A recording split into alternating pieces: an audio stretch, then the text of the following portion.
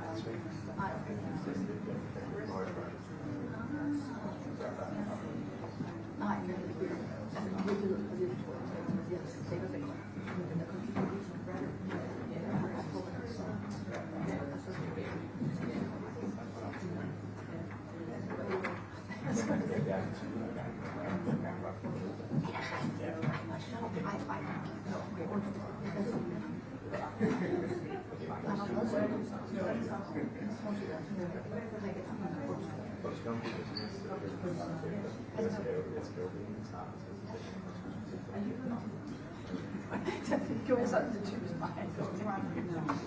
Der er lige en snart af sperre. Hvad var det, du siger? Jo, ja, men det er jo rigtigt. Der er så mange ting. Jeg tror, han sagt til mig. Jeg har simpelthen tænkt over det. Jeg har også undervist en del over inden for statskundskab og undervist amerikansk Excuse me, I just wanted to say that the party hasn't actually left the embassy yet, so they're going to be 20 minutes. So sorry about that. 20 minutes? Okay. Altså, det er... Man risikerer aldrig noget.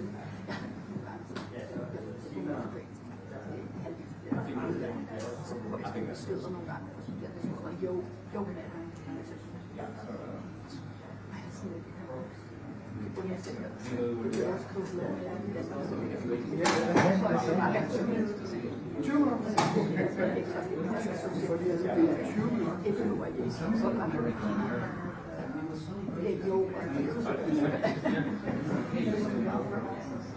men der er mange altså på en eller anden måde ret ikke så derfor så anyway, men jeg tænker bare at ellers kan man ikke huske, altså så jeg kan huske en snak.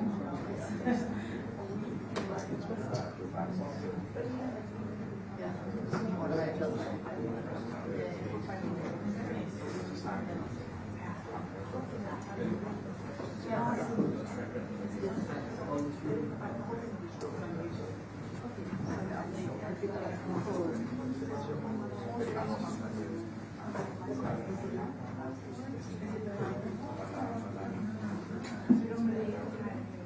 Altså, hvad var det, hvornår det var, hvor man læste? Så var det den tid, så var det syddansk, ikke? Og sådan noget, det står ikke til. Altså, ja, det er så mange. Så jeg var ikke engang, der var andre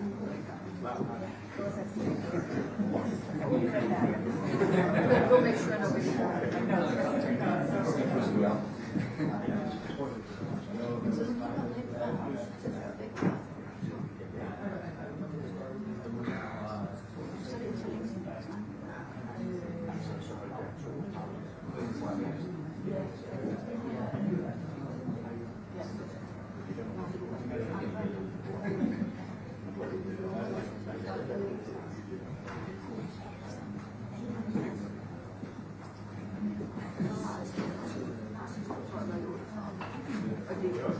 og ikke på vej.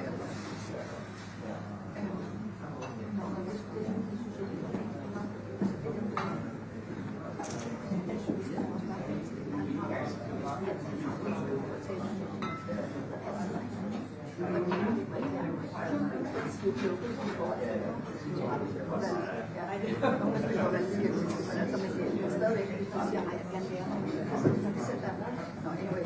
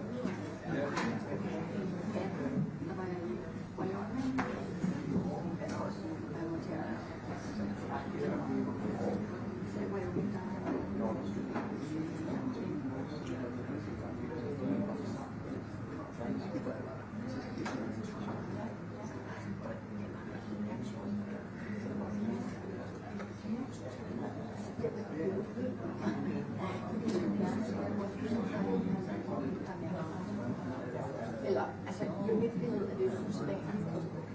Hvad skal være i sit?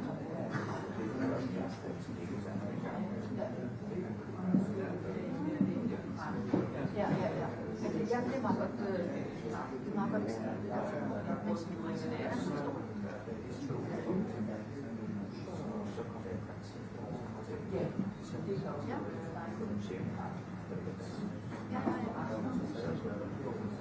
Ej, jo, det er unge, jeg vil også få set billeder. Kringle noget, der også står der dansk, og så og det er altså dansk. Men det er kringle i sådan det sagde. Nej, det er ikke. Det var ikke simpelthen.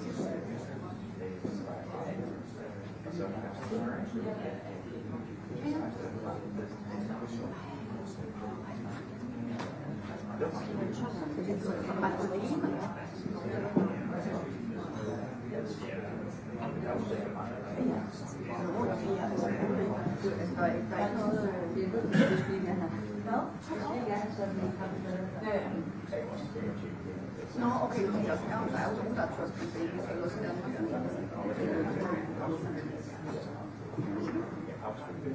Yes, det er og så kan man bedre, altså når man skulle komme op, så er det sværere at være sådan, ja,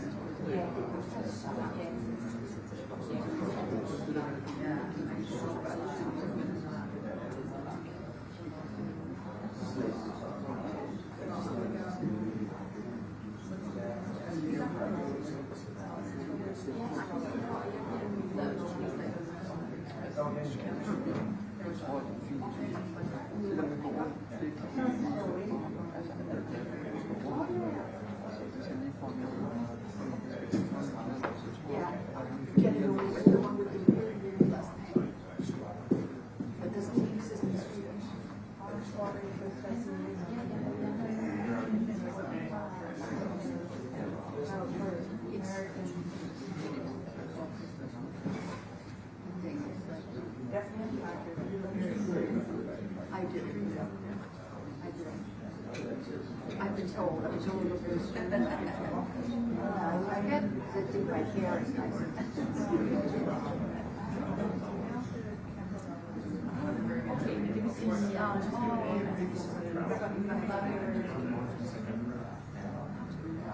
Yeah, Men det vil sige, at der er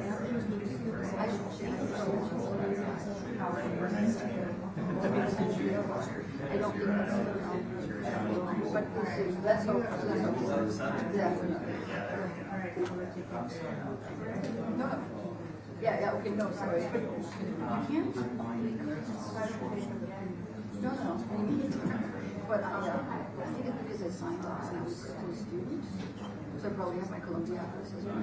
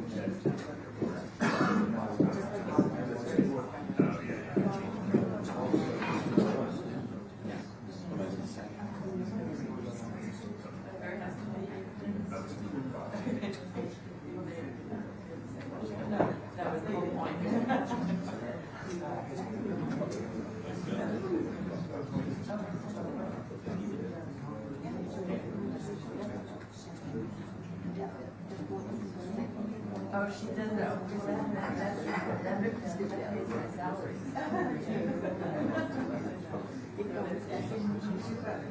Oh yeah.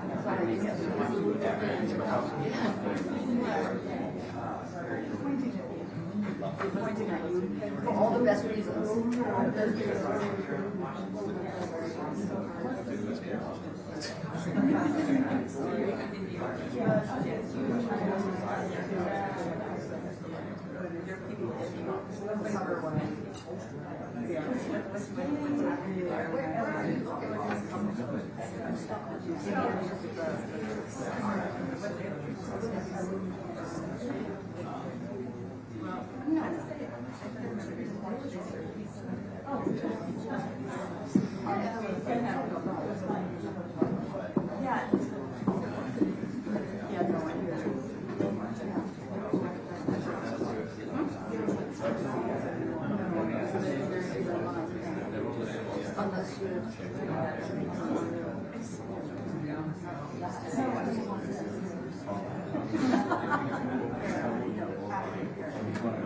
Yeah, but I'm glad that you did that. No, I just think that you would have insightful to those. I mean, regardless of your position, but the Republican Party. I mean, do you know that she actually won the one last time as a writer candidate? I mean, it's just unbelievable. Like, yeah.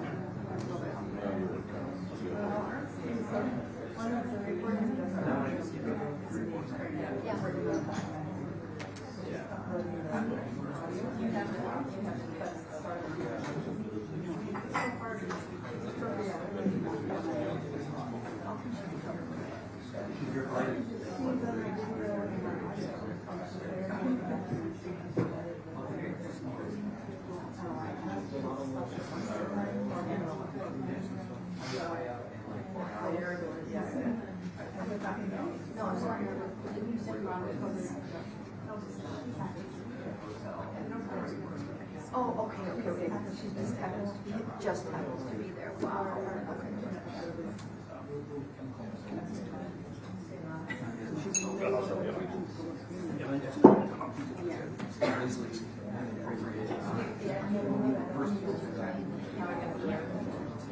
now, just like 2 weeks before the speech, they were like, it's not gonna happen. I mean, I know they were more in other places, but how they were down there, not really believing in it. The impeachment?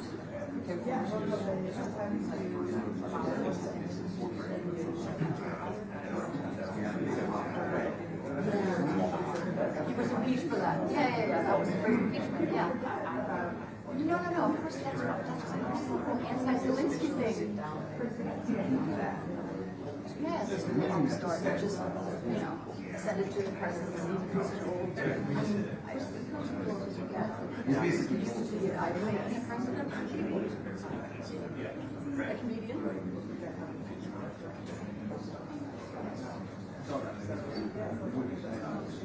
Anyway, it sounds like how long are you working? Yeah. But what do you know about this? No. I was actually going to go to Victoria to see if I could on the way back.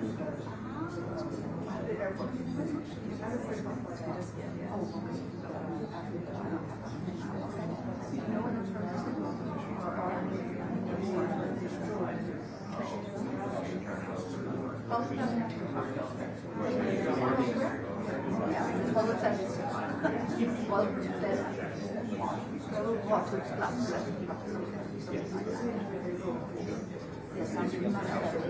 Just like a frozen.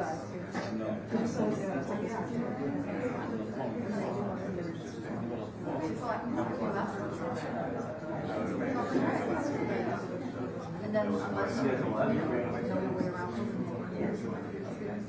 it's not fun.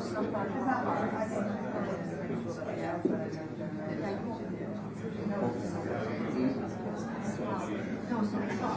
When you say okay, what's the actually now?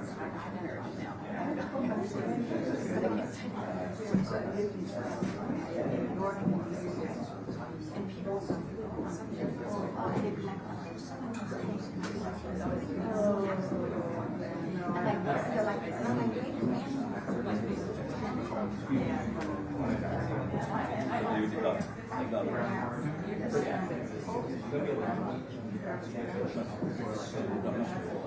no, but also I just assume so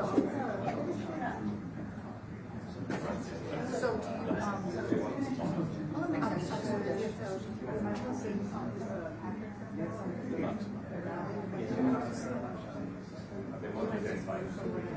I mean, she's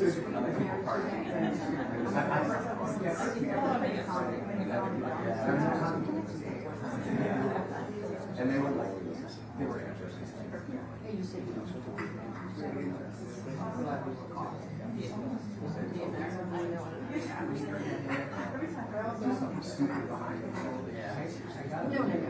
So I like it.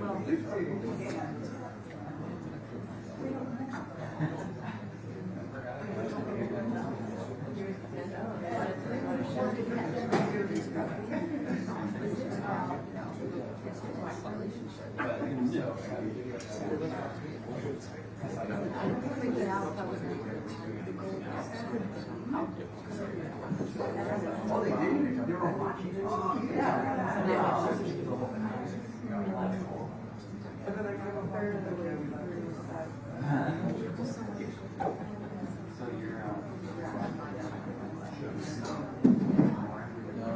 in yours. It's in our story, but it's also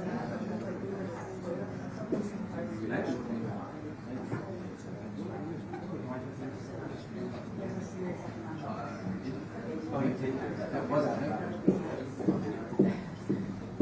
For the U.S. No.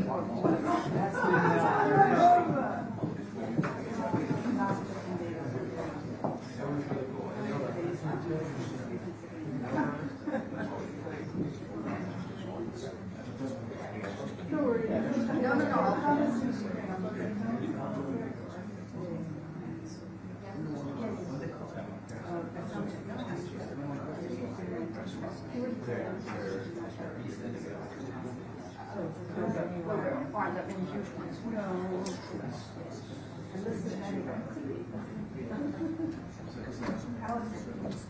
sure you are good friends with my first hire, journalist hire. Dave is really? Oh my God. I'm sorry. You know more about Dave than I do. Yeah, he came down and what else?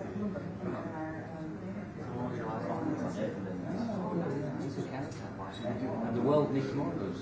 Yes, I was just saying, I mean, most interesting people are. Maybe not the leader who's the character type, but they would just, that's what.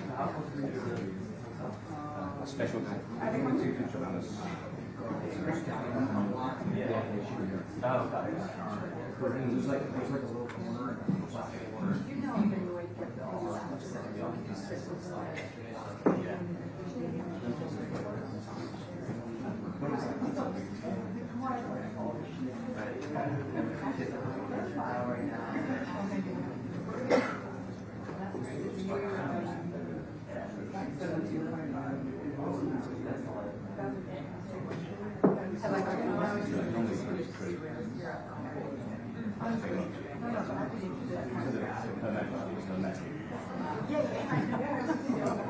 Yeah, like those captions are automatic. Yes.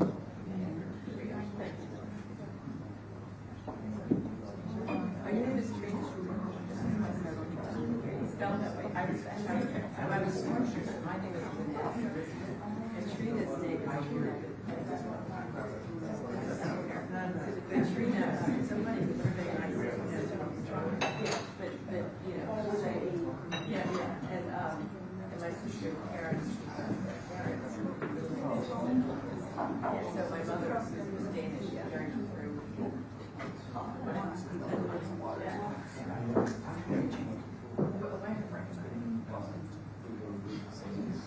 Oh, yes, I remember that was 2024.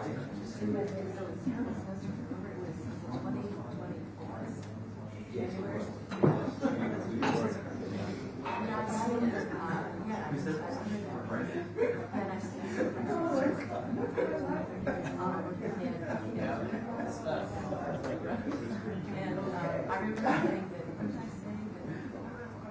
something was not going to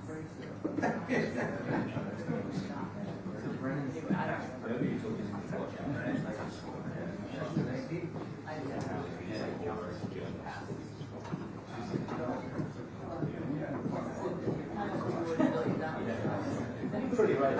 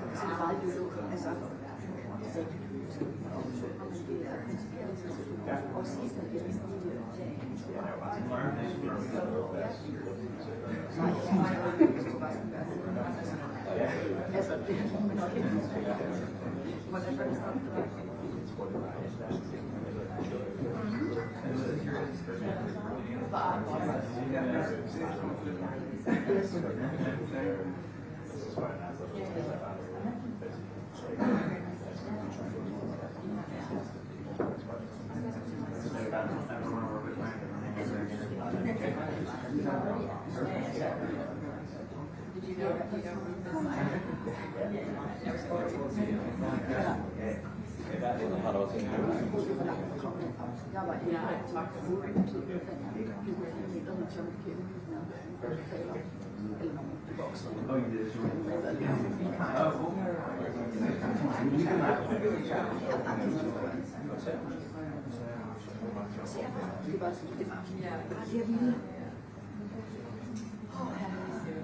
Okay, all right. All right.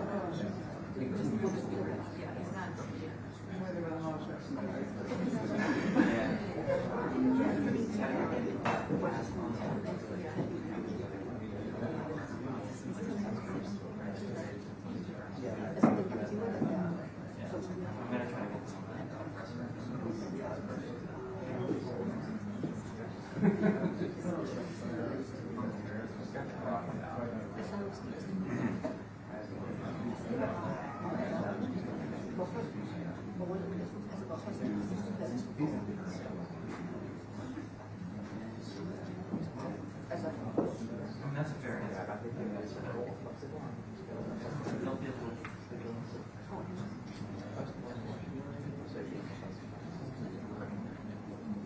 I read the transcript.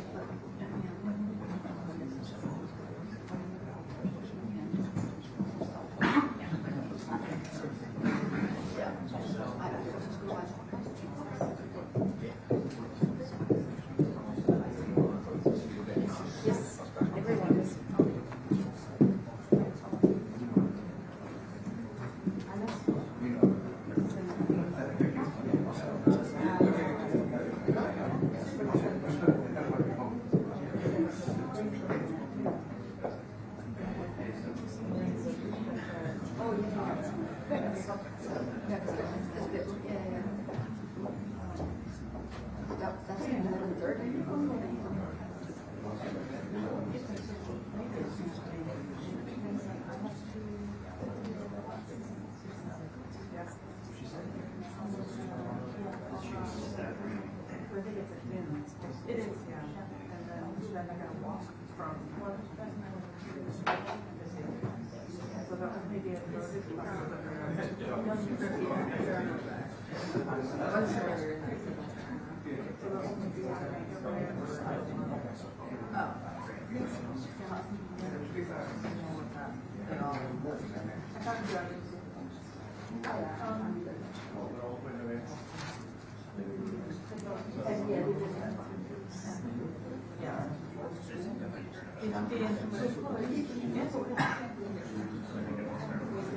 but just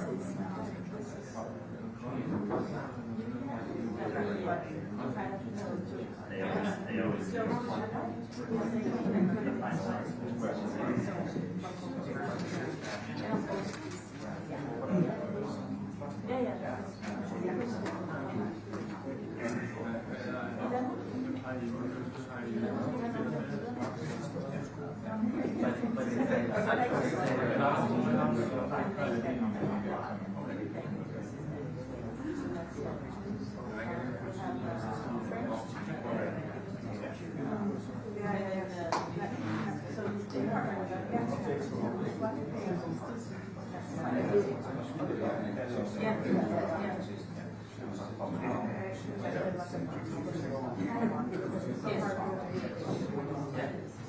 do a lot of free trade.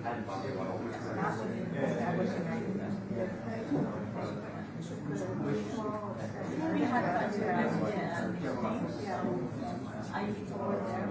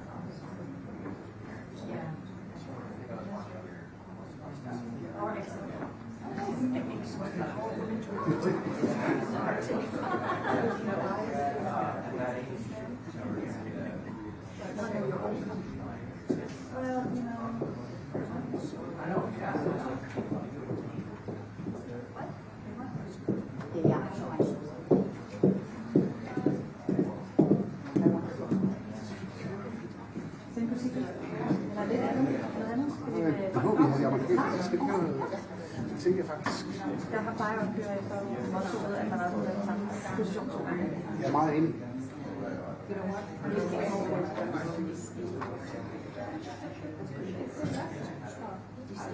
Like it's not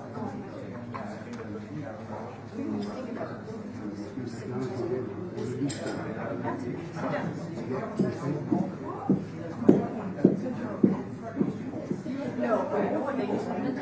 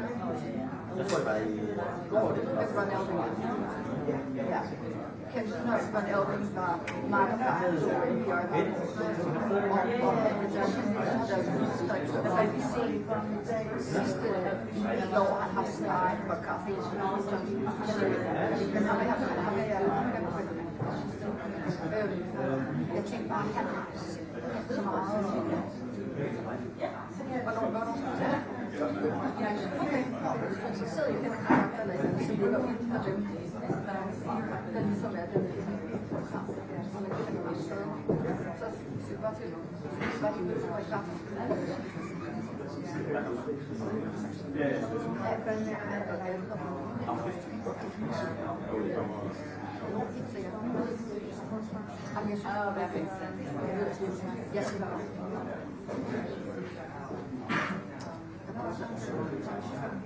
Og jeg vil ikke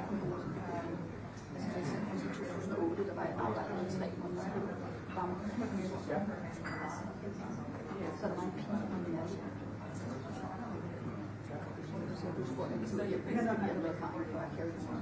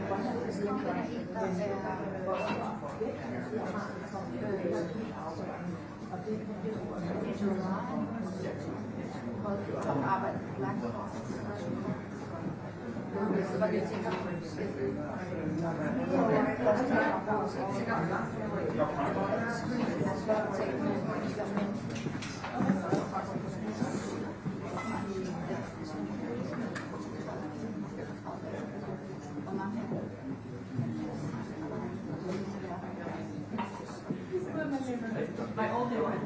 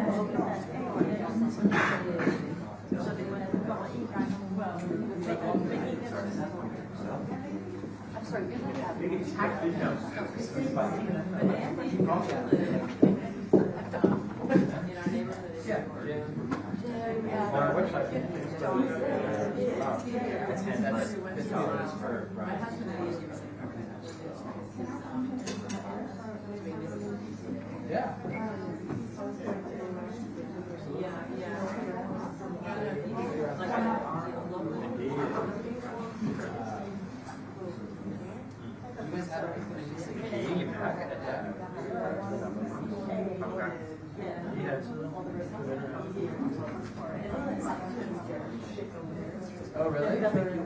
Vil der er det de meget konservative ministerier, vi kan mærke, hvis vi kan historie. Oh, yeah. Så det kan man så sker der ikke. I was sitting in the TV pool. We always think on TV pool. Jeg tror, man skal se sådan en, der er folk, der har for travlt til sådan, og det er så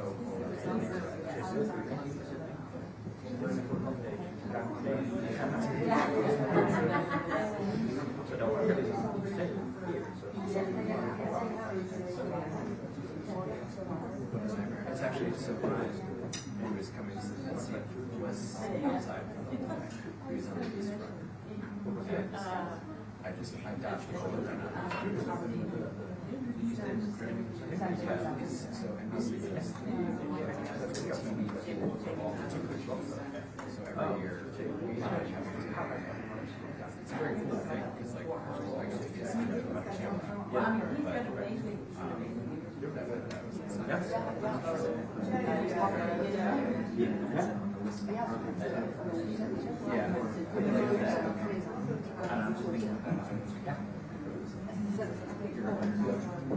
What's that?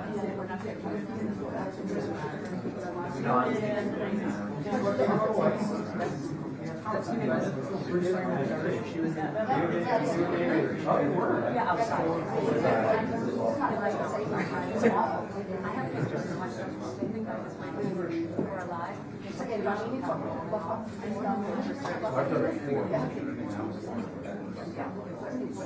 Thank you for showing us that what I felt was painted. Inaugurations are terrible. Yeah, exactly. There's nowhere to go. It's stuck in the spot. Or anywhere. I did. Obama's first time. Similarly cold, and then Yeah. but there's when it bitter cold. And then I did the Biden one, which was after COVID. No one there. I was at sort of like fields of flags. I was covering, Hey guys, so we're here, they're just taking their coats off and getting ready. I think the thinking is, they're still discussing whether they will all take a moment to sort of give remarks, or if they'll just sort of have opening remarks and then open to questions.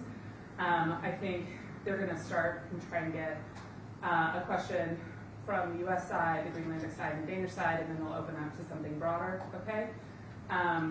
Just so that at least all the different equities in here have a chance to ask something. So that's the thinking right now. When does it end? We still did our window just get smaller? No, we're not necessarily gotten smaller, we're just pushing a little later at Castellet. So I think the goal is to wrap by noon-ish. So, and you know that we're live on TV too, right? for this, Yes. right now, while I'm talking to Not you. right now. It's fine when you go live, but you're going to go live for 4 minutes? When they're here. Okay, once they're here. Okay, great.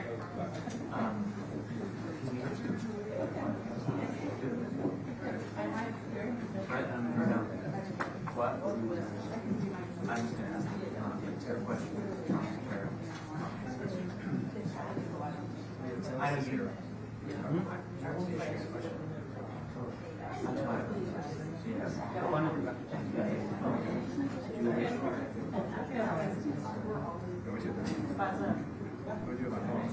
Is that the one you're going to ask? Yeah.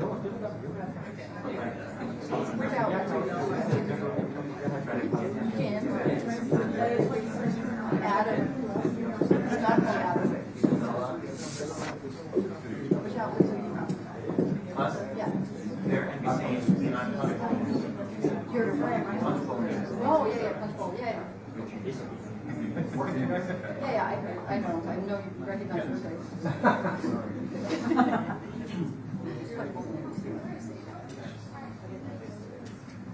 Oh, it's more like an insider.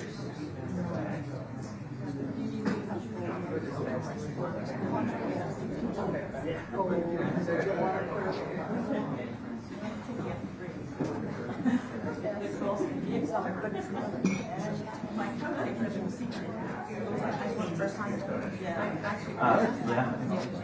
Oh, here they come.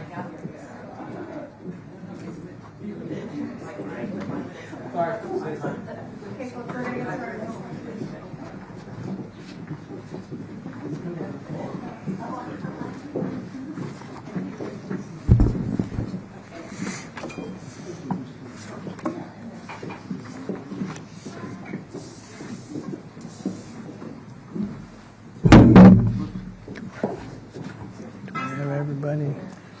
Lisa.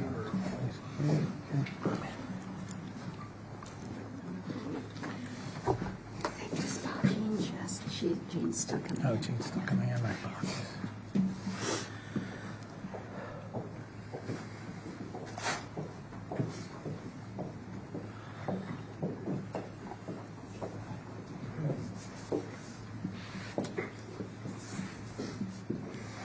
Good morning, everyone. Thank you for joining this bipartisan, bicameral congressional delegation. We appreciate the opportunity to give you a quick update on our trip so far. I'm honored to be joined by a group of senators that includes Senators Durbin, Shaheen, Murkowski, and Tillis, and members of the House that includes Congressman Meeks, Congressman Senator Welch. I neglected Senator Welch. Congressman Meeks, Congressman Hoyer, Congresswoman Jacobs, Congresswoman Dean, and Congresswoman McBride. We represent a very wide range of states and backgrounds. We serve on most of the major committees of Congress, and I am so grateful for their attention and engagement over the last few days. We've had the opportunity to meet with and hear from a very wide range of Danish and Greenlandic representatives. We had a terrific and constructive meeting with the Prime Minister and the Greenlandic Prime Minister, with the Defense Minister and Foreign Minister, the Deputy Prime Minister, with Danish industry, a purposeful lunch that was a good opportunity to hear from Danish industry, at the think tank DIIS, I think the Danish Institute for International Studies, and a really robust conversation with Parliament. In every one of these meetings or conversations, there were representatives from throughout the Kingdom of Denmark. The conversations we've had have reinforced a few simple points. One is that for 225 years, the United States has been blessed to have a good and loyal and trusted ally and partner in the Kingdom of Denmark.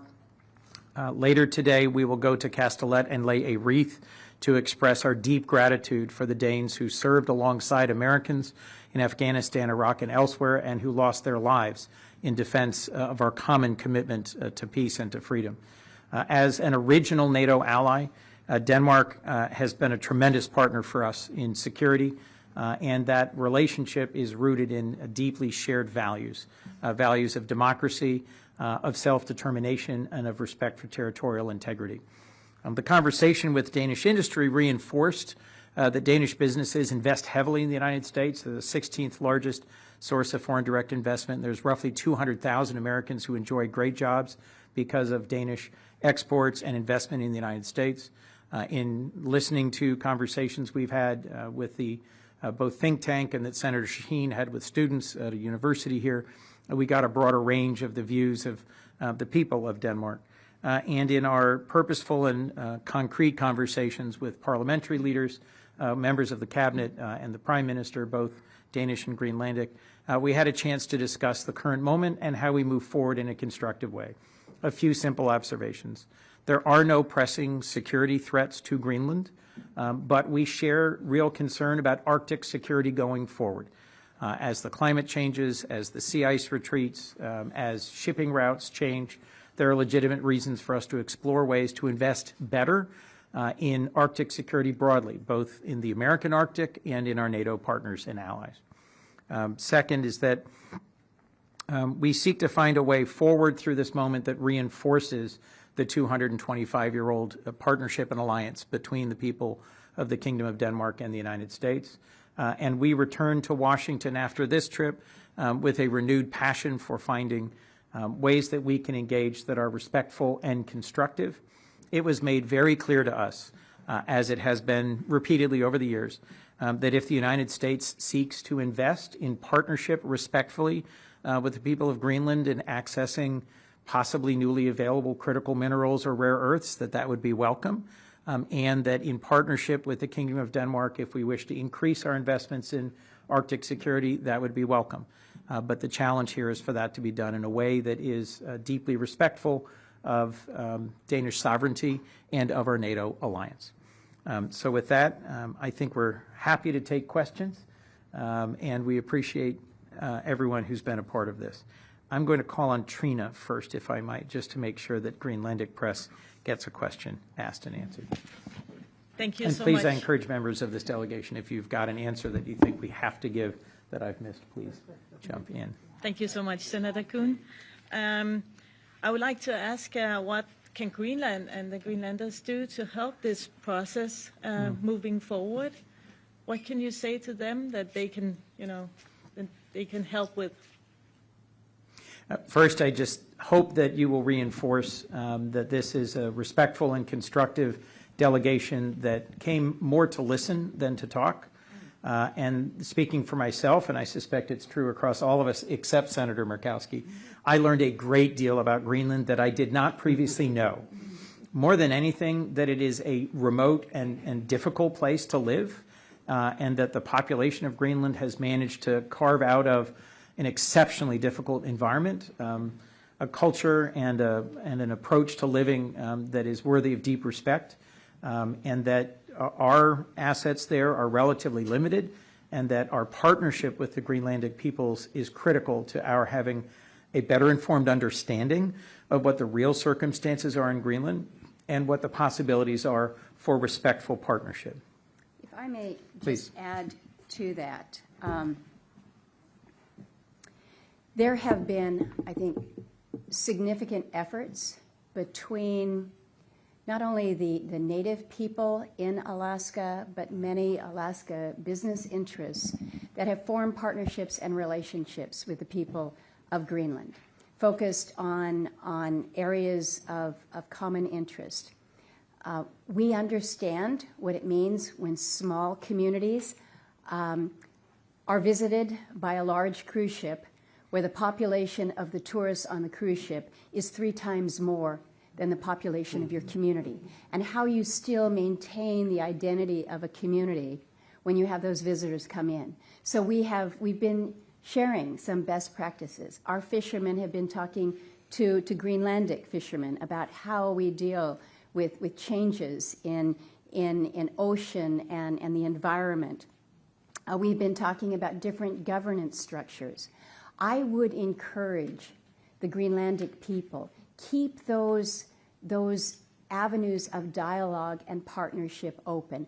Oftentimes, when our capitals are in conflict, when the words are perhaps hard to translate at that level, it is at the sub-regional level that we are able to have that level of civility, of optimism, and forward movement that is positive. So I would offer that to the people of Greenland.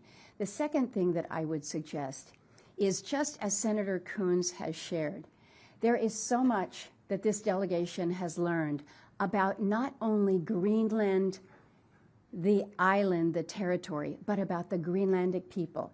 And yesterday when we met with the parliamentarians, one of the things that was so moving was when a young parliamentarian shared the concept of ownership as an indigenous person of Greenland understands it. It is not the same concept that most people in Western society may relate to. So understanding the culture, the people, and only the Greenlandic people can do that. Only they can really share their stories, their lifestyle, and what it means to be part of a very harsh environment in challenging conditions, but that's who you are. And so to suggest that you might want to go move to an easier place doesn't make sense. So share those stories with not only the United States, but share them with the world, because the eyes of the world are on Greenland and Greenlanders. Let's not forget the people. Thank you, Lisa. My first trip to the Arctic was with Senator Murkowski, and you can see why. And there was a very earnest request from the Greenlandic parliamentarians for dialogue and for continued dialogue, which I very much hope Senator Murkowski and others among us will continue to facilitate. Elizabeth, did you have a question? Yeah, Elizabeth Miller from the New York Times. As you know, Donald Trump has said that he wants to own or take over Greenland because, quote, that's what I feel is psychologically needed for success. I mean, right now, you're a part of a delegation that is engaging in traditional diplomacy, reassuring an ally. You are doing what has traditionally been done for years and years in a crisis like this. But given that Donald Trump seems to have a psychological need for Greenland, which he says, how can you counter that with traditional methods, especially when so far publicly there have been minimal Republicans opposing this? Well, Elizabeth, thank you for the question. I can't speak to President Trump's psychological needs. That's really not my goal here. Your question, though, is repeating something he has said. I'll say this. One of the things that's been made clear to us is that the people of Denmark are very anxious, are quite concerned, and the people of Greenland even more so, and that this current tone and tempo of statements about acquisition is not constructive. I think I speak for every senator and House member here in that we deeply value NATO, and that this 80-year-old alliance, this partnership, has been absolutely critical to the United States' security and prosperity and success. I was at the NATO summit, as was Senator Shaheen, Senator Tillis, and others. This was a remarkably successful NATO summit last year at The Hague. NATO has dramatically stepped forward. Denmark, the Kingdom of Denmark, is now spending 3.2% of its GDP on security. NATO, in some ways, should be celebrated and embraced as being stronger than ever. Greenland is a part of Denmark. Denmark is our NATO ally. That should be the end of this discussion, in my view, because I think to do or say anything that puts at risk our trustworthiness as an ally is fundamentally strategically dangerous for the United States. So in recent conversations with ambassadors from other countries, from the Indo-Pacific, from throughout the world, if we do or say things as a nation, and I'm speaking as a senator, if I do or say something that causes a close and trusted NATO ally, there is almost no better ally to the United States than Denmark. If we do things that cause Danes to question whether we can be counted on as a NATO ally, why would any other country seek to be our ally or believe in our representations? In terms of my psychological needs, knowing that the United States is a respected and trusted ally and partner around the world is a core part of what, speaking for myself, I'm trying to accomplish. And, you know, I'll let others in the delegation disagree if you do, but I think a lot of our security as a nation has rested on our being trustworthy. We're the Article I branch. We are having active conversations amongst ourselves about what is the wisest course of action. If nothing else, I think de-escalating the level, tone, and frequency of rhetoric around this and injecting some reality about what are the actual circumstances of the security threats. There are no current security threats to Greenland. How can we best navigate Arctic security together with NATO? And how can we best navigate access to newly emergent resources around the world together? Those are conversations that we intend to continue when we get back to Washington. So, but I will speak as the sole Republican that's standing here at this moment, because you have suggested that this is a partisan issue. Support for our friends and allies, whether they be the Kingdom of Denmark or others, should not be a partisan issue. And I think it's going to be important for us as members, not as Democrats or as Republicans, but for us as members of Congress who have been here at this moment in time to return to Washington to speak to all of our colleagues and those in the administration about what we have heard, what we have shared, so that there is, again, greater understanding. We cannot allow this to become a partisan matter. We just simply cannot.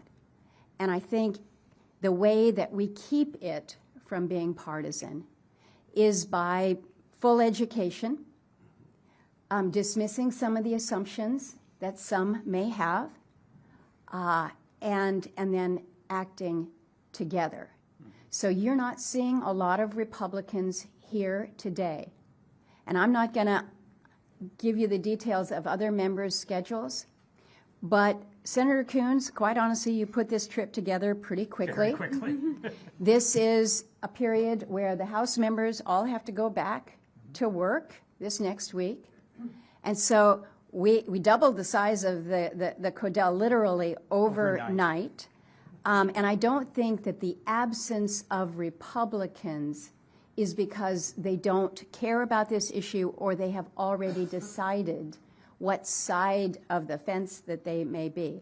So I would not take that as an indicator of support or lack of support. But we do have our work to do when it comes to education. thank you. Steny, you wanted to make a brief comment? I want to remind everybody, Senator McConnell, who is not here, put out a very strong statement.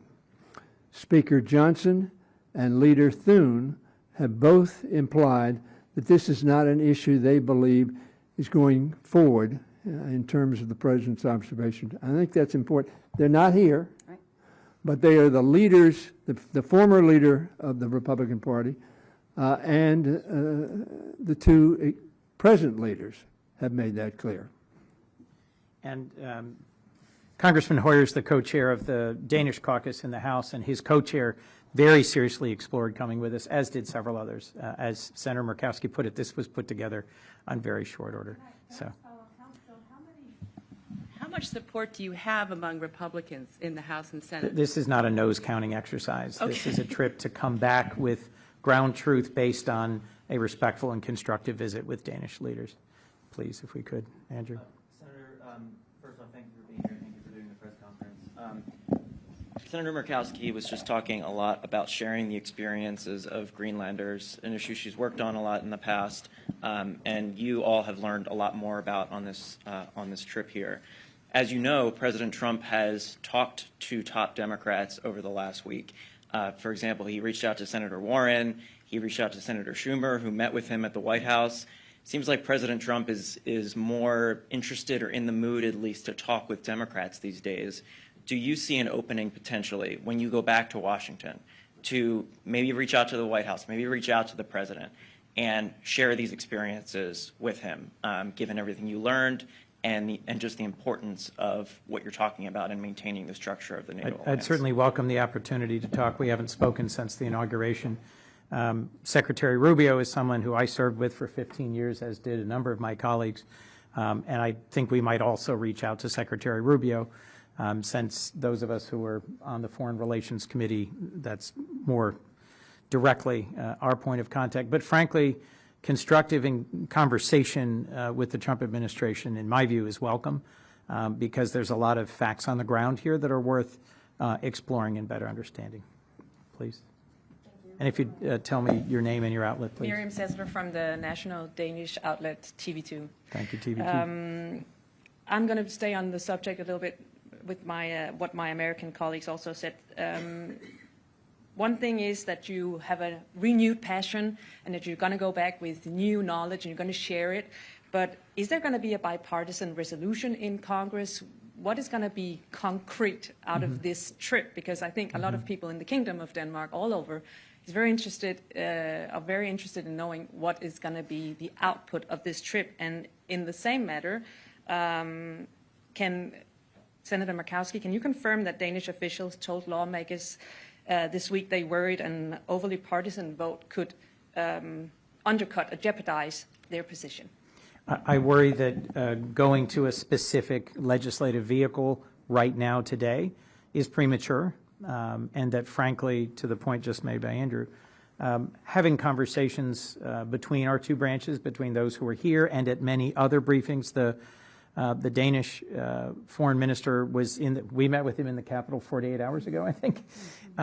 There's been a great deal of very positive diplomacy between Danish representatives and Americans over the last couple of days. Figuring out exactly what the right vehicle is, I think we should focus more on what is successful at de-escalating rhetoric and restoring a sense of trust between allies, rather than saying, I've got a resolution, oh, I've got a bill, no, I'm interested in moving this piece of legislation. What matters here in this moment is the outcome, and I don't think there's any disagreement about a desired outcome of a restored sense of trust and mutual respect between allies, but I'll let Senator Murkowski speak to your question. Elaborate on that? Of course. It doesn't seem like that's the same opinion or the same outcome that the president and his press secretary, for example, have from the meetings that has been between Danes. In my view, the most positive path forward would be a month from now. If I were to come back with a delegation, there'd be almost no one here, because it had stopped being a matter of alarm and understandable concern.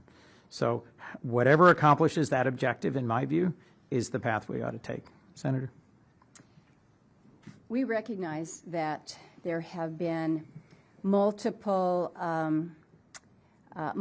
approaches to what resolutions could be adopted, what legislation could be worked on. Senator Shaheen has drafted a bill that I'm a co-sponsor on that reinforces again the role of NATO and the fact that Congress has a role here. I have teamed up with Senator Gallego with regards to a joint resolution, a sense of the Senate in terms of the shared partnership we did a resolution, Peter, that was you and I earlier last year, just reinforcing, again, the U.S.-Danish relationship. I think those are constructive, good signals of, hey, we like you, we respect the relationship, and we want to build on that. We want to underscore that. Now, taking something to a vote is different than introducing something, right? Taking something to a vote is different than perhaps a hearing before the Foreign Relations Committee where we get more information out on the table more publicly. Those types of things, again, that advance a positive, constructive dialogue, I think are good. One of the concerns and one of the fears, if you will, and it goes back to the comment that I made earlier about not wanting to make an issue partisan. Sometimes when you actually look at the vote count, it's like, whoa, the Republicans have completely gone this way and the Democrats have gone this way, and so therefore it must be a partisan divide. I don't think, again, we want to encourage any message that makes it appear that support for the Kingdom of Denmark as our trusted and friend and ally for decades and decades should be a partisan issue. Can I say one thing real quick? I just want to also say on the House side, you know, I've talked to several Republicans. They knew that I was coming here, and they tried to adjust on the House side, adjust their schedule so that they could come. There is a desire to make sure that whatever we do on various bills that are being looked at, that is done in a bipartisan way. So the dialogue and conversation that we're having, because of the importance of the relationship with our NATO allies and Denmark and Greenland, that's not seen publicly all the time, but the conversation is happening. It is a very real conversation because of the significance and the importance, I think, on both the House and the Senate side, and we're working collectively in that way. But just to elaborate on that, the President is also known to be a hard negotiator when he wants his way in different bills and different vote counts and so on. We'll let that play out in the weeks ahead. But my question is, even though that you have these conversations, which is nice to hear, there could be a concern also that the President might have a better suggestion. It's hard to predict exactly what our President will do, and sometimes he does have better suggestions. I have a number of hands. I'm going to keep moving. Anders, if I could. Hello, my name is Anders. I come from Politiken, a daily newspaper. From your perspective, is there anything Denmark and Greenland can do to reduce the tensions currently having? First, thank you. It's very helpful for Americans to understand the actual facts and the actual circumstances. Very few Americans have been to the North Slope of Alaska and really understand what that environment is like. Bluntly, most Americans don't understand the dynamics within the Faroe Islands, Greenland, Denmark, what makes up the Kingdom of Denmark, and just understanding that. Part of our role is to go back. We are laying a wreath after this. Part of our job is to go back and to make sure that more Americans understand just how valuable this partnership is. But if I could quote Soren Kierkegaard, and forgive me, faith sees best in the dark. This is a moment where our very positive relationships have dimmed a bit, and I hope that the people of the Kingdom of Denmark do not abandon their faith in the American people, in our fundamental goodness, in our respect for Denmark and for NATO and for all we've done together. The Americans who were deployed and served in Iraq and Afghanistan know better than anyone that Danes served alongside them in some of the hardest missions and in some of the most difficult places and did it honorably and well. And so you've already done the hard work. We simply need to remind our nation of that so that our ongoing conversations domestically within the United States, in members of Congress, and between the branches of our government are better informed by the facts. Thank you. Please. Yesterday, President Trump suggested that tariffs would be the solution to the United States taking possession of Greenland. Is that realistic? And if he were to take steps in that direction, do you think the Congress would find a way to stand in the way of using tariffs as a cudgel in these negotiations? Well, one of the lovely things, as you well know, is that our government has 3 branches, and I suspect the Supreme Court will be speaking to that point soon. Look, I think that the Constitution gives to Congress more of the power that is currently being exercised in tariffs, and in a way that is perhaps novel in modern history. And I think since this is an issue directly before the court, we'll see what the Supreme Court has to say as to whether the use of tariffs as a tool against close and trusted allies to try and achieve a strategic objective is really the wisest and most available. Sir. Senator Coons, Ian Sherwood from MS Now. Could I just ask, how much do you think the actions by Denmark and other European allies to move resources to Greenland will address the concerns of the President that he's expressed? Secondly, I also believe that NATO is also working on a plan to further enforce resources in the region to address the concerns of the President. And how much do you believe that these comments by the President damage the relationship with Europe and embolden America's adversaries? So first, I think the most pressing and current security threat in this entire region is the ongoing war of aggression by Russia against Ukraine. And it bears repeating, and I will repeat back home, that the Kingdom of Denmark has been one of the strongest supporters of Ukraine, has dedicated billions of dollars, has transferred critical advanced assets, has dedicated billions of dollars to the support of Ukraine. And so to those Americans who misperceive the balance of who has put more into this urgent fight, Danes deserve great recognition for the significance and strength of their support for Ukraine. That our NATO allies choose to engage in an exercise that demonstrates a willingness to invest more in Arctic security, I think should be welcome and celebrated. I think it's important for us to realize that the High North is becoming more and more an area of concern for the longer term. NATO, because of Putin's strategic, I think, profound misstep, has doubled the length of its border with Russia, and the High North for Finland and Sweden, which is now an expanded part of NATO, is of renewed concern. So seeing active training and deployments into one of the harshest, most remote places on Earth, I think we should take as an encouraging signal.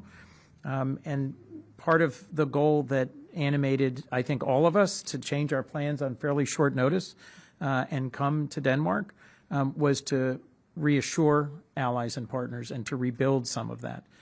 We recognize those are relationships that are under some real strain at the moment.